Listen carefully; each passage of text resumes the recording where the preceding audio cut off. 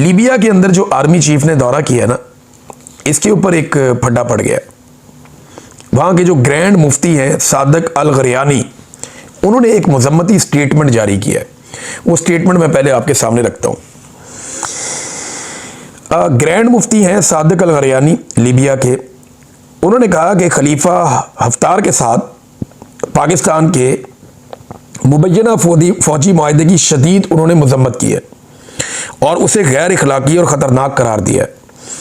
उनका कहना था कि पाकिस्तान ये अच्छी तरह जानता है कि यह हथियार आम शहरियों के कत्ल और लीबिया और सूडान में जारी जंगों को मज़ीद हवा देने के लिए इस्तेमाल किए जाएंगे। उन्होंने इस मुआहदे पर अक़वाम मुत्तहिदा के मिशन के किरदार पर भी सवाल उठाया। जो ग्रैंड मुफ्ती सादक अल गरयानी है, उन्होंने लीबिया की हुकूमत से मुतालबा किया कि वो पाकिस्तानी सफ़ीर को तलब करें, क्योंकि ये मुआहदा अक़वाम मुत्तहिदा की असलहा पाबंदी की खिलाफ वर्जी के ज़ुमरे में आता है। ये $4 अरब का मुआहदा है, जिसमें JF-17 लड़ाका तैयारे भी शामिल हैं। अब मैं आपको ये बता देता हूँ कि लीबिया को 2 हिस्सों में आप डिवाइड कर लें। इसके 2 हिस्से हैं। एक हिस्सा जो है वहाँ पे ये हफ्तार ग्रुप और ये लोग काबिज है, और एक UNA की हुकूमत है, एक GNA की है, एक GNU की है, गवर्नमेंट ऑफ नेशनल यूनिटी और गवर्नमेंट ऑफ नेशनल स्टेबिलिटी। इस तरह 2 हुकूमतें हैं। जो यूनिटी वाली है ना, वो अक़वाम मुत्तहिदा उसको तस्लीम करती है। जो स्टेबिलिटी वाली है ना, उसको अक़वाम मुत्तहिदा तस्लीम नहीं करती। ये आसिम मुनीर साहब उनको जाकर मिले और उनको हथियार दे रहे हैं। अब इसके बारे में बहुत सारे जो सहाफ़ी हैं आलमी सतह पे जो कवरेज करते हैं, उनका ये दावा है कि ये सब कुछ UAE के साथ मिलकर हो रहा है और पाकिस्तान कतर से अपने आप को दूर कर रहा है। बल्कि ड्रॉप साइट न्यूज़ पे मोहम्मद वकास साहब ने खबर दी। उन्होंने कहा जी कि पाकिस्तान के चंद सहाफ़ियों को पाकिस्तान की एस्टेब्लिशमेंट की जानिब से कुछ ऐसा डाटा फ्राहम किया गया या ऐसे पैगामात भिजवाए गए जिनमें कतर के खिलाफ रिपोर्टिंग करने का कहा गया। तो पाकिस्तान कतर से दूर हो रहा है क्योंकि कतर के इसराइल के साथ अच्छे ताल्लुकात नहीं हैं, लेकिन सेम टाइम में पाकिस्तान UAE के करीब हो रहा है और UAE के इसराइल के साथ अच्छे ताल्लुकात हैं।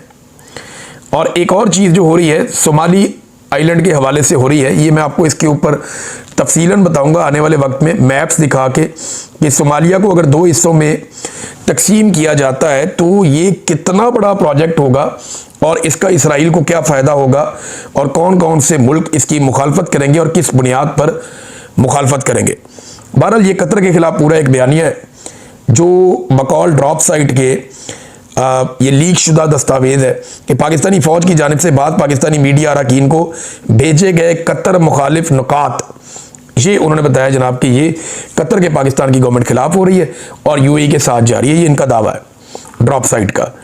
लेकिन अगर आप ये देखें कि सूडान के अंदर लड़ाई के लिए जो हथियार इस्तेमाल होते हैं, अब वहाँ पाकिस्तान के हथियार दिए जाएंगे, क्योंकि जो हफ्तार ग्रुप है, जो GNS है, गवर्नमेंट ऑफ नेशनल स्टेबिलिटी, जिसको अक़वाम मुत्तहिदा तस्लीम नहीं करता, जिनसे जाकर आसिम मुनीर साहब मिले, अगर उन्हें हथियार मिलेंगे तो वो हथियार फिर सूडान भी जाएंगे, ये कहा जा रहा है।